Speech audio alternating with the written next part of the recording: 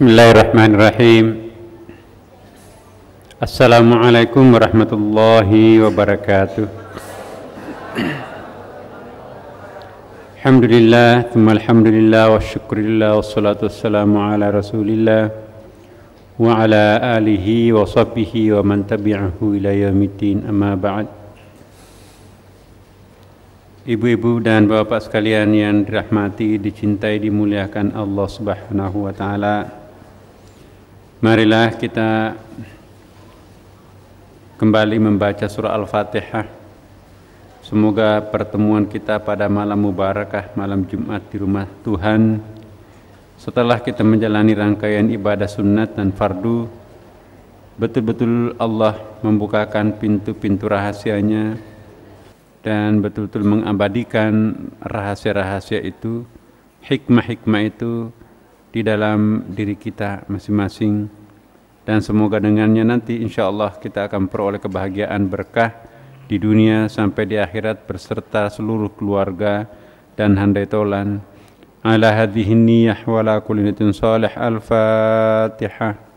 A'udzu billahi minasy syaithanir rajim. Bismillahirrahmanirrahim. Alhamdulillahi rabbil alamin. Arrahmanir rahim. Maliki yaumiddin. Iyyaka na'budu wa iyyaka nasta'in. Ihdinas siratal mustaqim. Siratal ladzina an'amta 'alaihim ghairil maghdubi 'alaihim waladdallin. Amin. Ibu-ibu dan bapak sekalian yang dirahmati Allah, minggu lalu kita sudah pernah membahas tentang ada dua hal yang tidak disukai Allah. Yang pertama, sikap al-istikbar, yaitu sikapnya iblis. Dia membanggakan asal-usul keturunannya, asal-usul ciptaan dirinya yang berasal dari api, sedangkan manusia adalah dari tanah liat atau tanah tembikar yang menurut iblis itu hina dan jorok. Ya, sampai dikatakan kenapa kami harus sujud terhadap manusia yang diciptakannya dari tanah, aku diciptakan dari api. Itu disebut sebagai istikbar, takbur, angkuh berdasarkan latar belakang keturunan dan genetik. Tidak boleh kita membanggakan genetik dan membanggakan asal-usul keturunan kita, sebab itu termasuk kita sebagai al-istikbar, dan ini penghalang untuk sampai kepada Allah Subhanahu wa taala. Sifat yang kedua, masih ingat Ibu? Apa itu? Al-alin. Alin dari alin itu tinggi, meninggikan diri, meninggikan derajat diri dibanding yang lain. Dan ini contohnya seperti pengalaman spiritual malaikat ketika ia disuruh sujud dan ketika Allah menyampaikan program Tuhan untuk menciptakan manusia dan langsung sebagai khalifah, maka di situ ada protes kecil sebetulnya dari malaikat. Ataj'alu fiha may yufsidu fiha wa yasfiku dima nahnu nusabbihu bihamdik wa nuqaddisu lak. Kenapa engkau akan menciptakan manusia? Bukankah nanti manusia itu akan menyebabkan pertumpahan darah dan merusak alam, merusak lingkungan? Tidak cukupkah kami sebagai hambamu, sebagai malaikat yang senantiasa sepanjang masa selalu bertasbih mengkuduskan engkau dan tidak pernah dosa berdurhaka terhadapmu? Jadi itu membanggakan prestasi juga tidak baik, Bapak Ibu. Karena itu termasuk apa yang disebut di sini al-alin. Bapak Ibu sekalian, karena kita sudah tahu bahwa dua sifat yang tidak disukai Tuhan, jangan mengulangi sifat iblis dan juga jangan mengulangi sifat-sifat yang pernah dilakukan malaikat.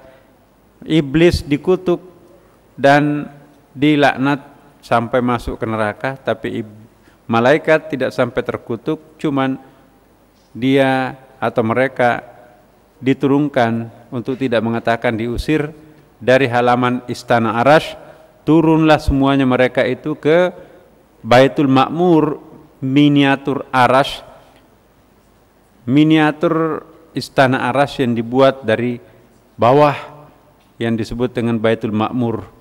Jadi seolah-olah ada bumi lain yang ditempati para malaikat, tidak lagi di sekitar Tuhan, tetapi dia sudah ditempatkan dalam satu dunia lain, dunia baru, walaupun di situ miniaturnya Arash, bukan lagi di Arashnya langsung. Kenapa? Karena dia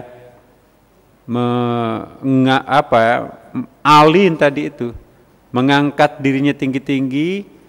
Ya, dari ayat ini sebetulnya kita bisa pahami bahwa malaikat itu juga pernah melakukan semacam kesalahan, walaupun tidak terkutuk seperti iblis. Jadi lebih bahaya dan lebih besar risikonya istikbar ketimbang al-alin. Bagi kita dua-duanya jangan kita amalkan, baik al-alin maupun juga al-istikbar.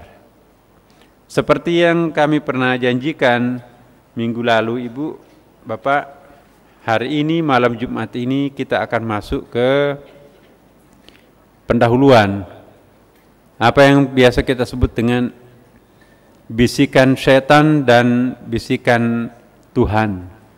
Di dalam kitab-kitab tasawuf ya, terutama dalam kitab Fususul Hikam karangan Ibnu Arabi, di situ dia sebetulnya dia bagi tiga, tapi sisi lain dalam pembahasannya dibagi dua. Ya membagi tiga nanti kita akan bahas mendetail. Lintasan dalam hati, lintasan itu khawatir. Jadi khawatir itu bahasa Arab itu bukan khawatir dalam bahasa Indonesia. Jadi kalau khawatir itu kan sama maknanya dengan khaufun, takut. Kalau di sini adalah khatton, seperti garis itu ya, lintasan. Maka itu tulisan itu biasa disebut dengan khat. Jadi ada semacam lintasan. Ada khawatir syaitaniyah, lintasan dalam hati yang berasal dari setan atau iblis. Ya. Kemudian ada lagi lintasan yang disebut khawatirul mulkiyah, lintasan dalam hati yang berasal dari malaikat atau roh suci. Nanti kita akan bahas, sebelum membahas ini, apa yang disebut dengan al-hadaratul khamsah. Nah ini hadarat penting sekali, tapi insya Allah saya akan menyederhanakan pembahasannya nanti, karena kalau kita mau membahas secara mendalam itu dalam banget dan banyak istilah-istilah yang saya sendiri tidak bisa membahasa Indonesiakan. Mungkin nanti di sini kita akan pakai bahasa istilah Arab kan ya, seperti khawatir. Di sini ada mulkiyah, mau disebut malaikat juga kurang pas, mau disebut dengan alam ini syahada juga kurang pas. Nanti kita akan bahas secara mendalam. Ada lagi al-khawatir ar-rahmaniyah, lintasan di dalam hati berasal dari Tuhan. Nah, pada pendahuluan kali ini kita pakai yang dua saja dulu. Bisikan hati. Di dalam surah An-Nas, Qul a'udzu birabbin nas, malikin nas, ilahin nas, min syarril waswasil khannas, alladzi yuwaswisu fi sudurin nas, yang membikin kebimbangan dalam hati manusia, minal jinnati wan nas, dari manusia, setan manusia maupun dari setan jin. Nah, di situ ada waswisu, memberikan kewaswasan. Nah, kalau ini khawatir, memberikan goresan-goresan. Mungkin juga bisa kita sebut dengan apa itu ya, khawatir, meresat atau melesat, kayak apa itu ya namanya itu, terlintas dengan cepat di dalam batin kita. Ibu, Bapak pernah kan merasakan tiba-tiba ada sesuatu, informasi yang sangat berharga, tapi cepat sekali numpang lewat di batin kita. Ya, itu bahasa Arabnya al-khatir, khawatir ya. lesatan-lesatan, melesat secepat kilat tapi itu terbayang. Nah, itu kalau ibu bapak tidak punya tulisan, tidak menulisnya, misalnya mimpi atau tiba-tiba menghayal, atau mungkin di atas sajadah tiba-tiba muncul sebuah inspirasi yang amat sangat cerdas, ya, itu yang pernah kita sebut sebagai divine inspiration itu ya. Inspirasi suci yang muncul dari Allah Subhanahu wa taala. Tetapi nanti juga ada inspirasi-inspirasi yang mirip suci, mirip indah, tetapi itu dari setan. Nah, untuk membedakan mana bisikan setan dan mana bisikan ilahiyah, ya, divine inspiration dan satanic inspiration ini, kita akan coba mengemukakan pendapat beberapa para ulama. Malam ini kita baru pada pendahuluannya. Mudah-mudahan nanti pada minggu akan datang dan seterusnya kita akan detailkan. Nah, di sini nanti ada satu bab tersendiri di dalam muqaddimah ini saya akan pinjamkan nanti untuk kita bahas.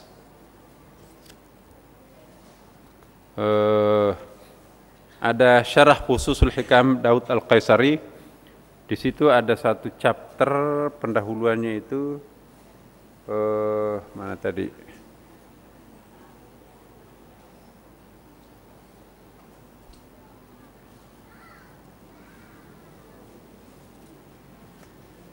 Iya.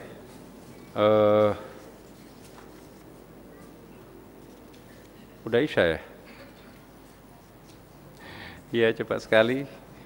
Baik, kita dengarkan salat dulu Bapak Ibu sekalian sambil saya cari. Jadi pembahasan berikutnya nanti membahas tentang tadi ada itu Al-Faslu Tsani Asyar. Ya. Di situ ada pembahasan fin nubuwah war risalah wal walayah. Pembahasan tentang kenabian, risalah dan walayah. Walayah itu ya perwalian, wali. Di situ nanti juga kita akan bicara hal yang kita bicarakan pada malam ini pengantarnya. Baik, saya akan mencoba menjelaskan Bapak Ibu sekalian. Nah, di sini kita sebut khawatir. Khawatir itu adalah lintasan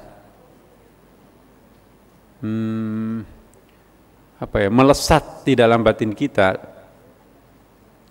Tiba-tiba kita mengingat sebuah nostalgia masa lampau, tapi secepat kilat hilang kembali.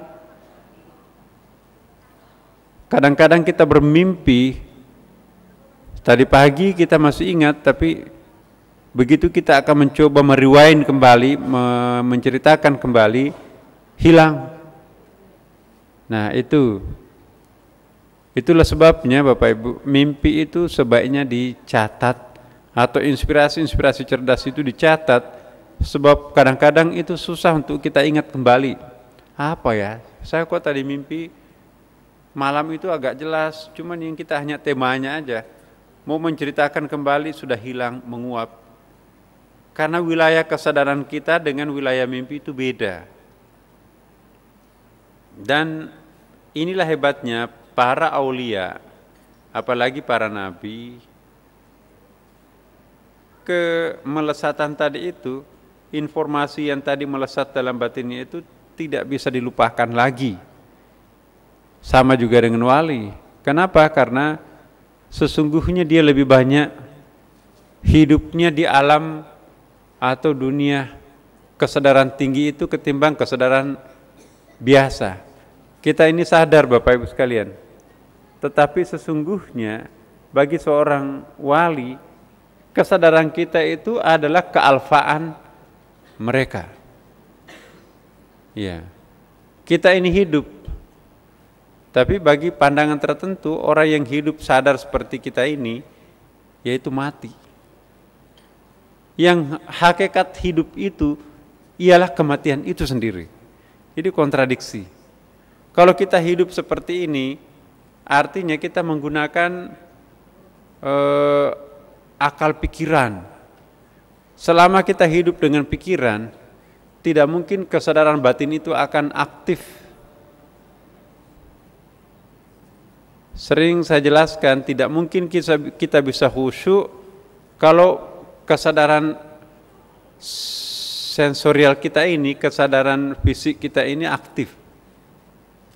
Ya, justru semakin tidak berfungsi akal pikiran ini, kita sudah masuk ke beyond the akal ini, beyond the intellect ini, maka itu nanti insya Allah kita akan berada pada puncak kesadaran. Kesadaran yang kita miliki sekarang ini itu belum kesadaran puncak. Kesadaran puncak itu justru tidak terasa sadar kita. Nah, kapan itu? Nah, itu ada dua istilah. Untuk mencapai kesadaran puncak itu kita harus no think. Apa itu? No think, tidak ada pikiran. No think, tidak ada pikiran. Kalau kita sudah berada pada no think, akhirnya kita berada pada posisi nothing. Apa itu nothing? Tanpa ada spasi di situ kan, bukan K lagi. Think itu pikiran. Tapi kalau nothing ya I am nothing, saya sudah nggak ada apa-apanya lagi. Jadi dari nothing melahirkan nothing. Ya, makanya itu kalau orang mau masuk di meditasi, di dalam bahasa Hindunya itu, kalau mau masuk di suasana meditasi itu istilahnya itu kita harus memenggal kepala. Karena kepala ini pengganggu. Selama selama pikiran kita ini masih aktif, maka itu kita tidak akan mencapai puncak kesadaran. Kesadaran puncak itu justru diperoleh tidak dengan akal. Akal itu nanti akan menjadi hijab. Ya. Nah, Bapak Ibu,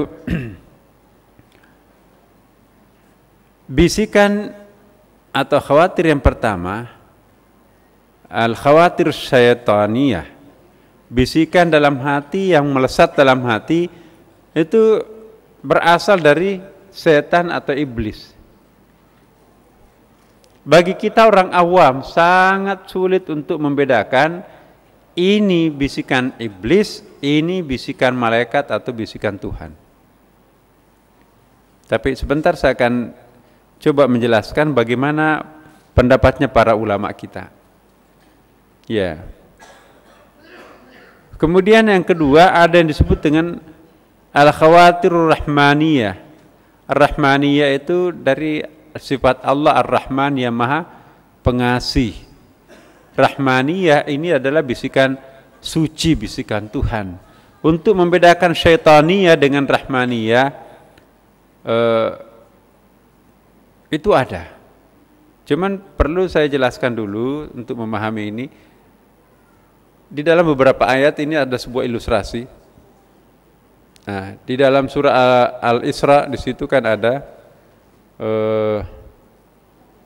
di dalam surahnya itu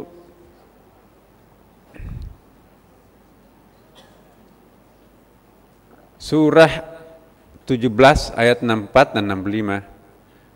Ya. Yang penting di antara dua ayat ini yang paling bawah itu barisnya inna ibadi laisa laka alaihim sultanun wa kafa bi rabbika wakil. Kalau prolognya di atas itu ada di lo panjang, sebetulnya ada 3 ayat sebelumnya.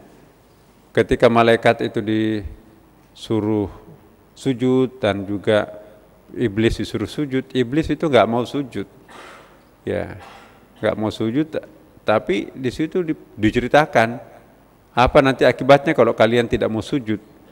Nah, dan hasutlah siapa yang kamu sanggupi di antara mereka. Kan iblis itu minta kepada Tuhan, oke, saya terima kutukan, saya terima juga masuk neraka, tapi berikan aku waktu untuk hidup bersama panjang usianya manusia, pasti aku akan mengerahkan seluruh energi dan tenaga kami untuk menggoda manusia. Biar kami dapat partner nanti masuk neraka itu. Cari CS-nya di situ. Dan bela-bela terus masuk ke sini. Dan hasutlah siapa yang kamu sanggupi Kamu di situ adalah para setan, iblis. Di antara mereka, yaitu manusia, dengan ajakanmu, itu kembali kepada setan. Kerahkanlah terhadap mereka, kerahkanlah kepada hamba-hambaku manusia ini, pasukan berkuda dan pasukanmu yang berjalan kaki, semua metode, semua jurus, kanuragan dan semua power yang kau miliki, kerahkan semuanya untuk menggoda hambaku. Ya. Berserikatlah dengan mereka pada harta dan anak-anak. Ya, penggoda yang lain selain iblis setan itu adalah harta dan juga anak-anak. Apa maksudnya anak-anak? Orang-orang Arab dulu itu suka membanggakan anaknya. Kadang-kadang bukan orang Arab saja, kita juga sama kan.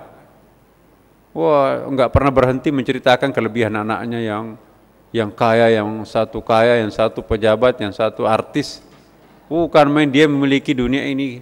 Kemana-mana perginya dia menjual anaknya. Nah, ada lagi tidak punya anak mungkin, tapi dia memiliki kekayaan sendiri.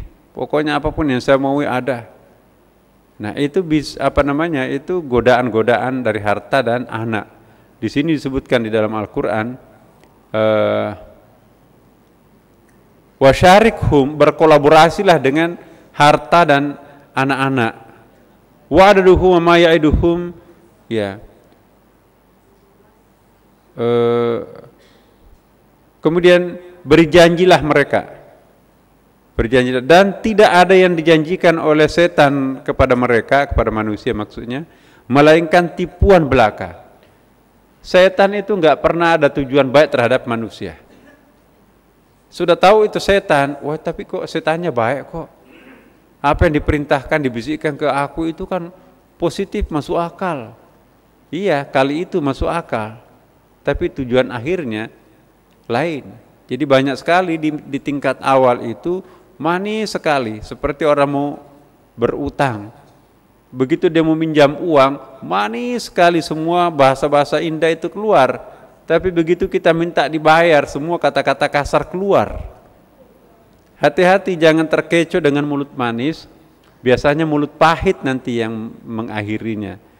Nah, ini janji-janji atau isyarat-isyarat Tuhan. Namun demikian, Bapak Ibu, di sini ada yang menarik di sini, yaitu inna ibadi, sesungguhnya hambaku. Jadi ibadi, sesungguhnya hambaku, kata Allah. Mudah-mudahan kita semuanya di Masjid Sunda Kelapa ini, inna ibadi, sesungguhnya hambaku, laisa laka alaihim sultanun. Sesungguhnya kalian, sesungguhnya kamu, yaitu setan, tidak dapat berkuasa atas hamba-hambaku. Ada hamba-hambaku tertentu yang kamu tidak bisa bujuk. Ya. Di dalam ayat ini disebutkan hamba-hamba yang tak terbujuk oleh iblis, hamba-hamba yang bebas iblis itu illa min ibadikal mukhlisin. Kalian bisa menggoda semuanya kecuali hambaku yang mukhlasin, ya kan? Illa min ibadikal mukhlasin. Saya pernah jelaskan kenapa Tuhan tidak mengatakan illa min ibadikal mukhlisin. Perbedaan antara mukhlisin dan mukhlasin, nah, kalau nggak ada barisnya Quran itu bisa kita baca mukhlasin, bisa baca mukhlisin. Padahal beda banget itu artinya tuh. Kalau mukhlisin, manusia sendiri yang berusaha untuk ikhlas. Berapa sih kemampuan kita untuk ikhlas? Tapi kalau mukhlasin, Allah yang membonuskan kita itu jiwa keikhlasan. Sehingga kita tidak susah-susah untuk menjadi manusia ikhlas. Allah sudah mengikhlaskan diri kita. Allah memberikan kemampuan untuk bersikap ikhlas. Allah menganugerahkan karakter ikhlas pada diri kita sendiri, sehingga Allah yang proaktif untuk mengikhlaskan kita, sehingga kita mudah untuk bersikap ikhlas. Itu yang disebut dengan mukhlas. Tapi kalau masih bersikap mukhlis, kita masih aktif untuk berusaha menjadi manusia mukhlis, manusia ikhlas. Belum ada intervensi Tuhan secara langsung.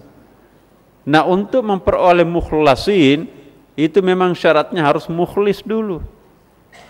Tidak mungkin menjadi mukhlas tanpa mukhlis, dan tidak mungkin bisa menjadi mukhlis tanpa melakukan ketaatan syariah. Jadi mukhlis, ketaatan itu melahirkan keikhlasan. Mukhlislah nanti yang kalau sudah teruji sedemikian rupa dan sedemikian panjang, baru diangkat martabatnya menjadi mukhlas. Kalau mukhlas, Allah yang proaktif untuk menjadikan orang itu ikhlas. Kalau mukhlis, masih manusia itu yang berusaha untuk menjadi ikhlas. Ini perbedaan antara mukhlis dan mukhlas. Yang dijamin oleh Allah bebas iblis itu bukan mukhlisin, tapi mukhlasin. Illa min ibadikal mukhlisin. Nah, di sini juga disebutkan dalam ayat ini, inna ibadi laisa laka alaihim sultan. Hamba-hamba khususku itu, yaitu mukhlas itu, tidak ada kemampuan Anda, wahai iblis. Ya, sekalipun bersekongkol, bersekutu dengan kekuatan-kekuatan lain akan berusaha untuk menggoda hambaku, ya, kekasihku, ya, itu tidak mampu, tidak dapat berkuasa atas hamba-hambaku. Caranya Allah Subhanahu wa taala kalau ingin menyebut hamba itu yang sangat sejati itu, dia tidak menyebutkan karakter, sifat atau nama orang. Ya. Contohnya, subhanalladzi asra bi'abdihi lailan. Kenapa Allah tidak mengatakan subhanalladzi asra bi Muhammadin? Ya. Ini isyarat bahwa siapapun yang bisa berfungsi sebagai al-ibad, ya, hamba sejati, maka dia akan melakukan mi'raj. Jadi mi'raj itu bukan hanya sendirian Nabi Muhammad, Nabi kita itu yang bisa. Dan ini Nabi juga mengatakan bahwa kalian juga wahai para umatku mampu untuk melakukan mi'raj. Sebentar lagi kita akan memperingati mi'raj kan. Yang bisa mi'raj itu bukan hanya Nabi Muhammad, semua kita bisa mi'raj. Nabi sendiri mengatakan as-salatu mi'rajul mu'minin. Kalau ingin salat, maka kalau ingin mi'raj lakukanlah salat, karena salat itu adalah mi'rajnya orang-orang yang beriman. Jadi kalau orang sudah setia terhadap Tuhan, maka Tuhan itu lebih suka, atau Allah Subhanahu wa taala lebih suka memanggilnya sebagai ibad. Ya. Sama tadi itu, illa min ibadikal mukhlasin. Jadi kecuali hambaku. Abdun itu artinya hamba. Hamba artinya apa? Orang yang menyerahkan diri sepenuhnya kepada, kalau manusia itu budak ya, Allah menyerahkan dirinya itu kepada rajanya atau tuannya sepenuhnya. Mau digaji nggak digaji, dia mau mati demi rajanya, itu budak. Nah, al-ibad yaitu hambanya Allah yang menghambakan diri sepenuh hati terhadap Allah, itulah nanti yang akan mendapatkan keutamaan. Inna ibadi laisa laka alaihim sultanun, sesungguhnya hambaku dalam kurung kekasihku, hamba kesayanganku, laisa laka alaihim sultan. Sultan itu artinya kekuasaan. Ya. Di dalam surah Ar-Rahman, kamu tidak bisa naik ke puncak. Ya, illa bisultan, kecuali engkau memiliki power, kekuatan. Sultan itu artinya kemampuan, kekuasaan. Kalau pakai roket pendorong sampai ke bulan, sekarang Amerika sudah mau menargetkan beberapa tahun lagi akan menembus planet lain yang namanya Mars. Planet Mars itu punya banyak kecocokan, banyak persamaannya dengan bumi. Nanti kalau penuh penduduk bumi ini mungkin bertransmigrasinya ke Mars di sana. Nah, berapa perjalanan cahaya di situ. Subhanallah. Nah, laisa laka alaihim sultanun wa kafa bi rabbika wakil. Nah, sesungguhnya kamu wahai para setan, wahai iblis, tidak dapat berkuasa atas hamba-hambaku, dan cukuplah Tuhanmu sebagai penjaga. Tuhanmu di situ adalah hamba-hamba, Tuhan-Tuhan hamba, Tuhan kita. Jadi yang merawat, yang memelihara kita itu, yang membackup kita itu adalah Allah Subhanahu wa ta'ala. Kalau sudah Allah yang membackup kita proaktif, maka insya Allah iblis itu sudah tidak berdaya lagi. Tapi selama masih kita sendiri yang menjaga diri kita, belum melibatkan Allah, maka kita tidak bisa ada jaminan itu. Contoh orang yang menjaga dirinya tidak dijaga oleh Allah ialah satu sisi dia juga berdoa kepada Allah, satu sisi dia juga sudah memasrahkan dirinya sepenuhnya kepada Allah, tapi sisi lain dia pergi ke dukun. Iya, itu tidak akan pernah menjadi mukhlas. Wa kafa bi rabbika wakila. Di sini kan disebutkan cukuplah Tuhanmu, jangan ada yang lain. Cukuplah Tuhanmu yang menjadi pemeliharanya. Jadi kalau kita sudah hakul yakin, kita dekat dengan Tuhan, ibu percayalah, tidak perlu bayar dan tidak perlu cari dukun dan tidak perlu pakai koneksi, Allah bersama kita. Idh yaqulu li sahibihi la tahzan illallah ma'ana, itu kata Allah. Maka dia akan berkata kepada sahabat Tuhan, coba bayangkan, Allah kok punya sahabat. Siapa sahabatnya manusia? Siapa sahabatnya Tuhan? Itu hamba setianya. Idh yaqulu li sahibihi, maka Rasulullah berkata kepada sahabatnya, ya, la tahzan, jangan khawatir, innallaha ma'ana, sesungguhnya Allah bersama kita. Jadi kalau kita menyerahkan diri kita sepenuhnya kepada Allah, maka adakan wirid subuh maghrib kita itu kan. Ya, di dalam akhir surah Al-Baqarah itu, la yukallifullahu nafsan illa wus'aha laha ma kasabat wa 'alaiha ma iktasabat. Rabbana la tu'akhidna in nasina aw akhtana, rabbana wa la tahmil 'alaina isran kama hamalta 'alal ladzina min qablina. Rabbana wa la tuhammilna ma la taqata lana bi wa'fu 'anna waghfir lana warhamna anta maulana. Coba, anta maulana, engkaulah yang memelihara kami, engkau kami serahkan, satu-satunya pelindungku hanya engkau. Anta maulana fansurna, bantulah kami minal kafirin, dari orang kafir. Kafir itu semua orang yang bisa menjauhkan kita dengan Tuhan. Ya. Sesudah itu kita lanjutkan wirid ilahi anta maulana subhanallah 33 kali kan. Jadi 2 kali itu setiap maghrib subuh itu kita mewakafkan diri kita kepada Allah, kita menyerahkan diri kita kepada Allah. Anta maulana fansurna 'alal qaumil kafirin. Sesudah itu titik di situ kan kita baca lagi ilahi, wahai Tuhanku, ya Rabbi, wahai pemeliharaku, anta maulana, engkau adalah penjagaku. Oh, siapa yang bisa mengalahkan Tuhan sebagai penjaga? Enggak mungkin. Anta maulana, ilahi anta maulana, subhanallah. Jadi dengan membaca subhanallah 33 kali, alhamdulillah 33 kali, Allahu Akbar 33 kali, setiap subuh ibu membaca wirid tadi sebelumnya, itu kita sudah penolak bala yang paling ampuh, enggak usah kemana-mana lagi. Iya. Tapi ini harus konsisten, jangan putus-putus. Selama tidak putus-putus, maka kita tidak perlu khawatir. Innallaha ma'ana, Tuhan bersama kita semua.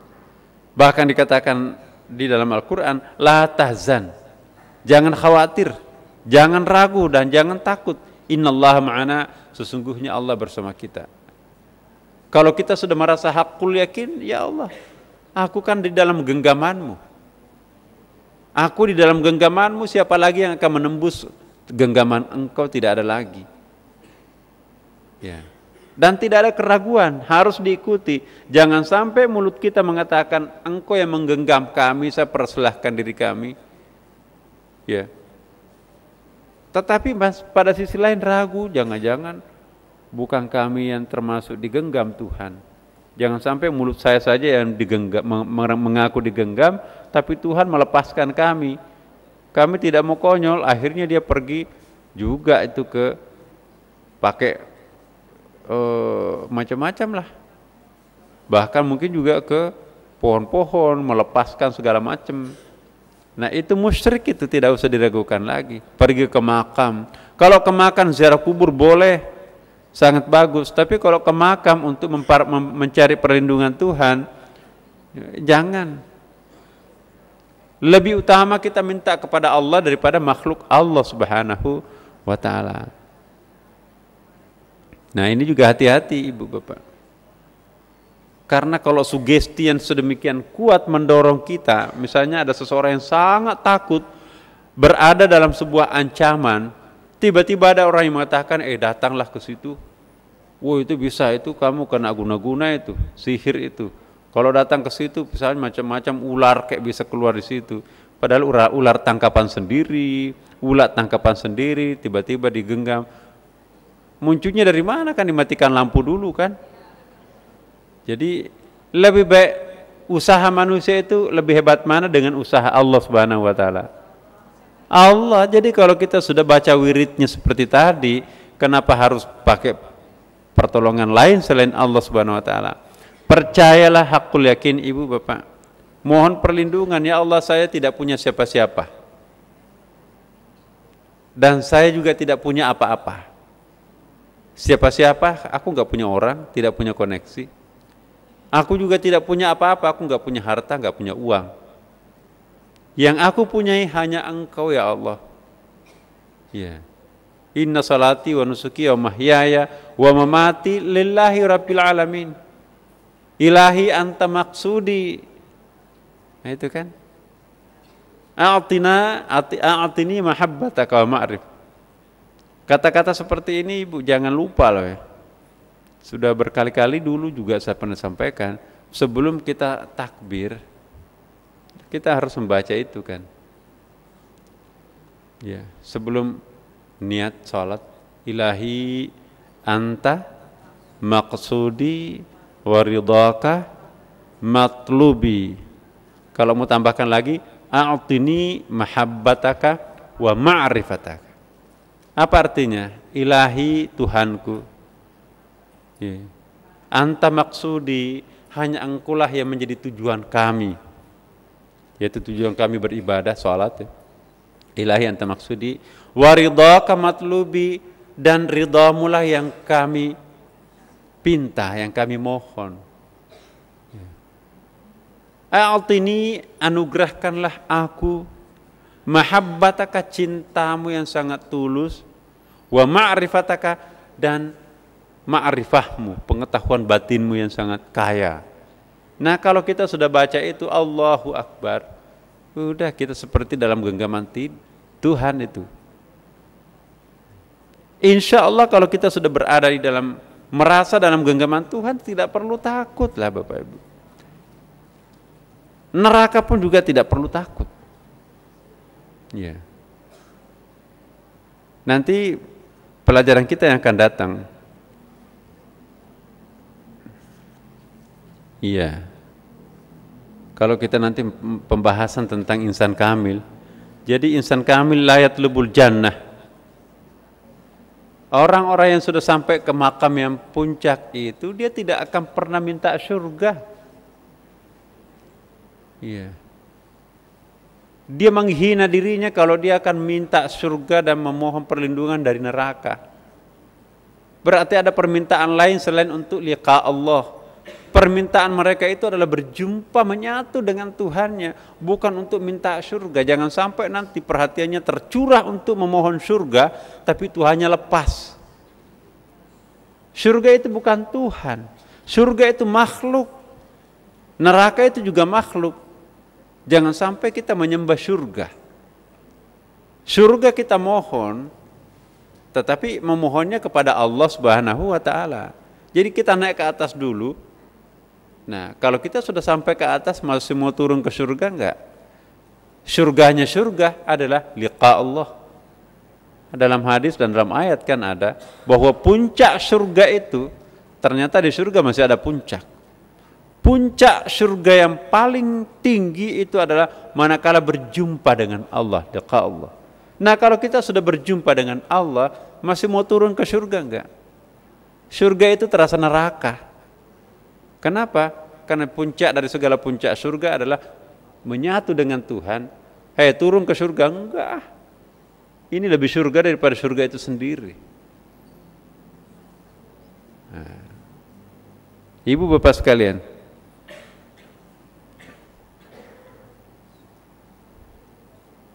ini belum masuk penjelasan. Jadi apa itu khawatir syaitani? Ya ciri-cirinya nanti mungkin minggu depan sekalian kita sampaikan ayat-ayatnya juga.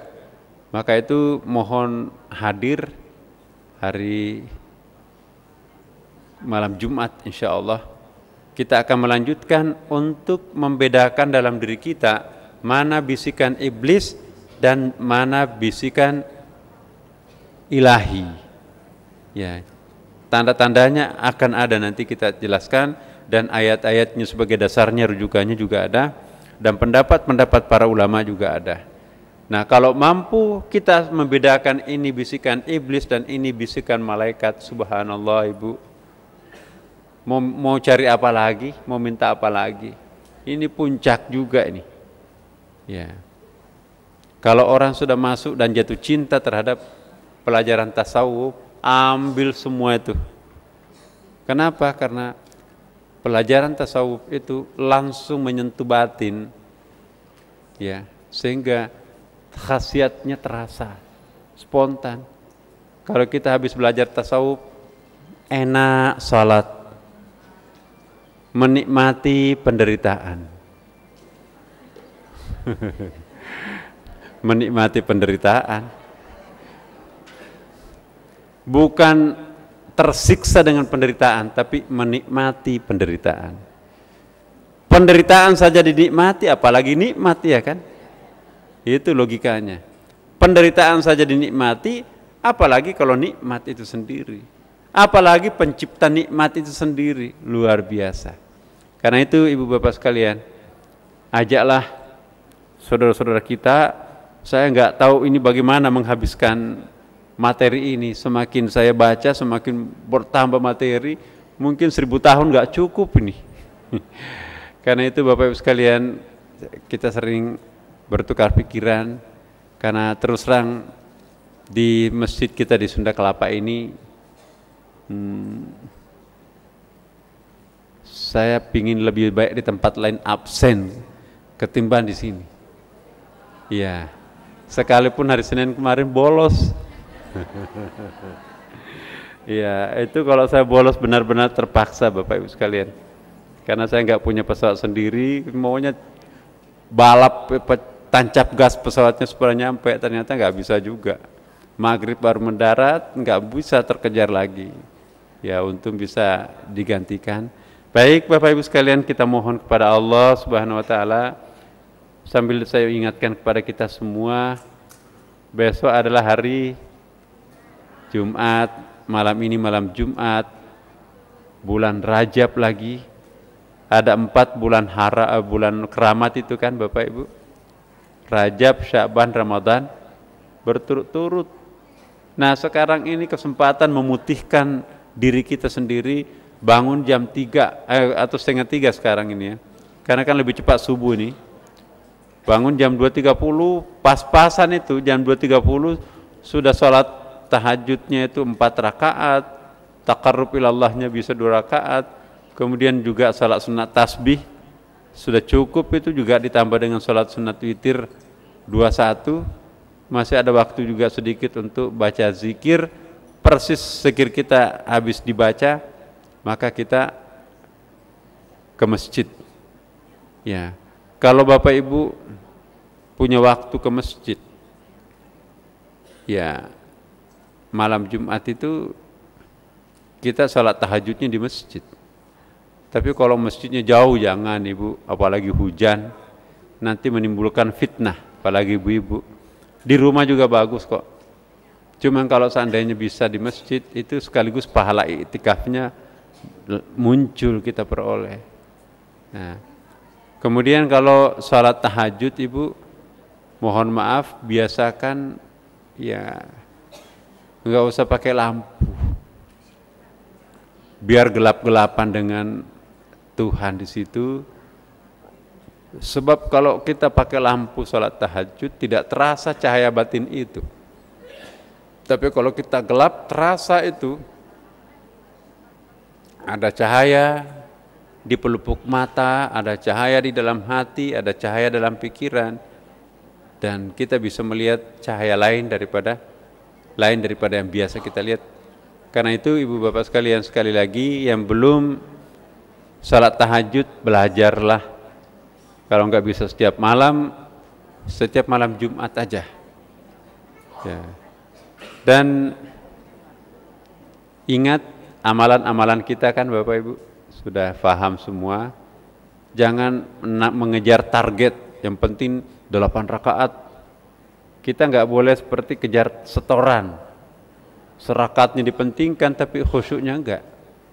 Ya. Target kita adalah memperoleh ketenangan batin. Aqimis salata li dzikri, ala bi dzikrillah tatmainnul qulub. Demikian Bapak Ibu sekalian, semoga Allah meridai kita semuanya. Al-Fatihah. A'udzubillahi minasyaitonir rajim. Bismillahirrahmanirrahim. Ar-Rahmanir-Rahim, Maliki yaumiddin. Iyyaka na'budu wa iyyaka nasta'in. Ihdinas siratal mustaqim, siratal ladzina an'amta 'alaihim ghairil maghdubi 'alaihim waladdallin. Assalamualaikum warahmatullahi wabarakatuh.